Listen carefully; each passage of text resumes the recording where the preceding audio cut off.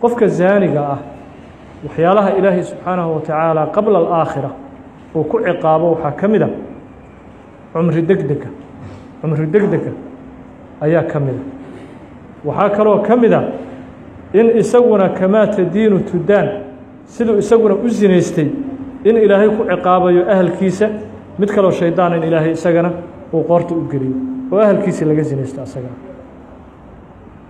hadduu haweeney la qabo uu ka sinaysto isagana xaaskiisa in laga sinaysanayo gabar hadduu ka sinaysto la dhalay isagana gabadhiisii in laga sinaysanayo kamaa tadiinu tudaan sidaad u dhaqanto ayaa lagula dhaqmo cuquubaadka yani lagu ciqaabayo adduunyada ayay ka mid tahay walidaalika waxau yihi nin shaacira ina الzinaa dayn fain aqradtahu kaana alwafaaءu min ahli beytika faaclami ina الzinaa daynu wuxuu yihi zinadu daynay kugu tahay fain aqradtahu haddaad qof amaahiso kaana alwafaaءu min ahli beytika faaclami waxaad ogaataa aalu beytkaaga in deynka laga jari doono ogow laasim waxaa waaye qofka hadduuba zaani yahay isagana adduunyada waxyaalaha uu ku ciqaabayo waxaa ka mid a in asagana ahalkiisii iyo qoyskiisii sidaas oo kale loo fadaraynayo gabdhaha kale siduu u fadareeyey oo cirdigoodii iyo uu ugu tuntay oo akhlaaqdoodii iyo mustaqbalkoodii uu u baabi'iyey sidaasoo kale asagana gabdhihiisa in loo gelayo ina الzinaa dayn fain aqradtahu kaana alwafaaءu min ahli beytika faaclami ahlu beytkaaga ayaa laga jaray waxaa imaamu اlbazaar kitaabkiisa musnadka uu ku wariyey waina furuuja الzunaati latu'dii ahla الnaari binatni riixihaa inuu yihi nabigu salى اllahu عalayhi wasalam waina furuuja الzunaati kuwa zinaysta cawradooda latu'dii ahla الnaar binatni riixihaa wuxuu yihi nabigu salى اllahu عalayه wasalam ahlu naarkaa ku dhibtoonaya qarmuunka farjigooda malaxda iyo dhiigga ka qulqulaya dadkii kaleoo dembiyada kala galay oon zinada gelin oo ahlu naarka ahaa sankay ka qabsadaan oo waxay leeyihiin rabbiyow waxaan maxay tahay soo karaya waxaan naarta nagu dhibay oo cuquubadii iyo cadaabkiina haystaba nooga darnaaday muxuu yahay markaasa waxaa laleeyahay waa furuuju zunaat waa dadkii zinaystay cawradoodii malaxda iyo dheecaanka ka shubmaya way qarmuunka ad arkaysaa marka waa cuquubada khaaska ah ee ilaahay subxaanahu wa tacaala aakhirana uu ku ciqaabayo adduunyadana in cumri degdeg lagu rido amraad iyo xanuunno aan la garanayn ayaa ilaahay ku sallidaa subxaanahu wa tacaala xanuunkan hadda adduunku uu daawo ula yahay la yidhaaho addaacuun almucaasir daacuunka casriga oo loo yaqaano aidiska loo yaqaano inta badan boqolkiiba 95 wuxuu ka dhashaa zinadu ka dhashaa way dhici kartaa asbaab kale inuu qofku u qaado oo maalan qof yani xanuunkan qabay oo viruskan qabay in maaragtaa maqas uu ku jartayo yani dhididkiisa ama dhiiggiisa uu maqaska taabtay in asagana loogu jaro way dhici kartaa haddii ilaahay u qadaro laakiin taasina waxay ku xiran tahay maqaadiir ilaahay in ilaahay u qadaray subxaanahu wa tacaala way dhici kartaa haweeneydii yani markay umulayso maqas lagu jaray haweeney kale oo xanuunkan aidiska qabta in iyadoo beri ah oo zinaysan oo waxyaalaha aan shaqo ku lahayn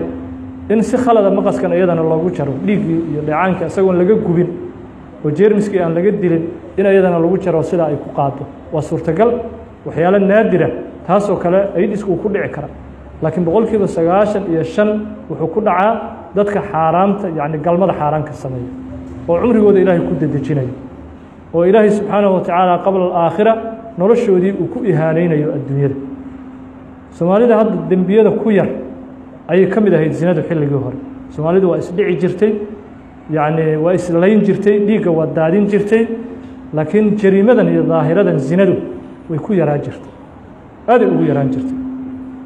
laakiin wakhtiyadan dambe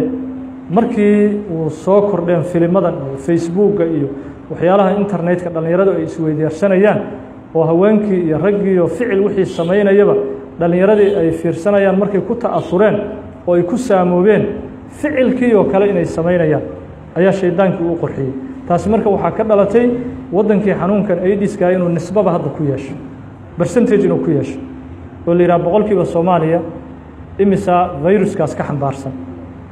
saasa hadda percentage u yeeshay yani nisbuu yeeshay ewel lagama oqoon jirinba nabigu salى الlahu عalيه wasalam xadiiska ibnu maajah uu warinayo wuxuu ku yidhi lam tadhar الfaaxishaةu fii qowmi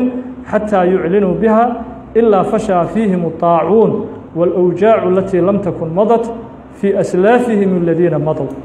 nebigu salى الlahu عalيه wasalam wuxuu yidhi haddii qola faaxishada iyo zinadu ay ka daahirto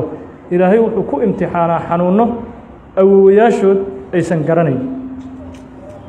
awowayaashii hore xanuuno aan ku dhicin jirinoo weligeed awowayaashood aysan maqlin ayaa ilaahay ku ebteleeya subxaanahu wa tacaala waxaad arkay hadda maaragtaa yani in dadkii la xanaanaynayo oo soomaalidii qaybo ka mida xanuunkan intuu ku faafay galmadan xaaraamta boqolkiiba 90na wuxuu ku yimaadaa zinadana uu ku yimaadaa ilaahayna wuxuu ku ebtelayaa subxaanahu wa tacaala kuwa xaaraanta iyo intihaaku xurumaad samaynaya ayaa lagu ebteleeya waxaa kaloo qayb ka mida waxyaalaha zinada faafinaya waxyaalahan dhallinyaradu ay isku tuurayaan waa xaaraan dhallinyaradu waxyaalahay isku tuurayaan oo facebooka la isugu tuurayo ama yani shabakaadka cankabuutiya waxyaalahan loo yaqaano la isugu tuurayo waa qayb zinada ka mida haweeney yani maalan yani wixii samaynaysa ama qaawan haddii qof aada u tuurtid dembigii iyo fidnadii qofkani uu ku fidnoobo adigaa laguu qori isagana waa loo qori goonidiisa ilaahay subxaanaه wa tacaala wuxuu leeyahay jala jalaaluhu in aladiina yuxibuuna an tashiica alfaaxishaةu fi اladiina aamanuu lahum cadaabu aliimu fi اdunya wاlaakhira fi اdunya wاlaakhira yuxibuunu ilaahay ka cabiro kuwa jecel faaxishada iyo zinadu inay ku faafto yani iyagii ma aysan zinaysan laakiin way jecel yihiin zinadii inay mujtamaca ku faafto ayay jecel yihiin in aladiina yuxibuuna an tashiica alfaaxishaةu fi اladiina aamanuu lahum cadaabu aliimu fi اdunya wاlaakhira adduunyadana ilahay uu ku ciqaabo aakhirana ilahay uu ku ciqaabo marka haddaad aragtid haweeney qaawan ama nin qaawan aad aragtid waxyaalaha faaxishada samaynaya layg ha saarin haddaad layg saarto zinadii aad faafisa ha sheergarayn haddaad sheergarayso ama layg aad saarto zinadii aad faafiso waxaadna soo geli aayadda ilaahay uu leeyahay jala jalaaluhu in aladiina yuxibuuna an tashiica alfaaxisha kuwa jecel faaxishadu inay faafto leanna waad faafinay imise qof aad u tuuri faaxishadii aad faafinayso marka waxaa weeye bahashani waa cuquubo ilaahay subxaanahu wa tacaala qabla alaakhira ilaahay uu ka daahirinayo mujtamacii ay ku dhex faafto xaddu zaani almuxsani haadaa midkani xaddu zaani almuxsan qiso yara waxaan rabay runtii kitaabkan dhexdiisa kitaabkan intii aan waday kitaabkan hadda inoo socda intaan waday haweeney markaan casharka ka baxay ayaa galab halkaa ii istaagtay haweeneydii ninaa la socda yani aniga weligey ma isdhehayn soomaalida waxaasoo kalea ka dhex dhacay ninaa la socda haweeneydii ninkan marka waxay leedahay bal sheekhow inuu iga furan yahay iyo in kale bal inoo fiiri sharciga inuu iga furan yahay in kale sharciga inoo fiiri muxuu sameeyaan waxay tihi ninkan markii hore wuxuu fiirsan jiray filimada iyo haweenka iyo ragga qaaqaawan oo faaxishada iyo zinada samaynaya waa ninkaygii intaasaan uga digay waxaan saameynay kugu yeelanaya akhlaaqdaaday bedelaya diintaaday dhaawacaya sharafkaagay dhaawacaya waxaan iska jooji waa iga digay markii dambe waxay tihi ninkii waa xanuunsaday markuu xanuunsaday gabar isagu uu dhalay ayaan idhihi tiri aabbo u qube aabbo u qube waa xanuunsan yahay markii gabadhii aabbo u qube aan idhi gabadhii wax ka dayi tiri walciyaadu billaah waa aabbe casharka markaan ka baxay gabadha halkaa ay istaagtay gabadhii wax ka dayi tiri gabadhii ma aysan sheeginay tiri waa iska aamustay waa ka cabsatay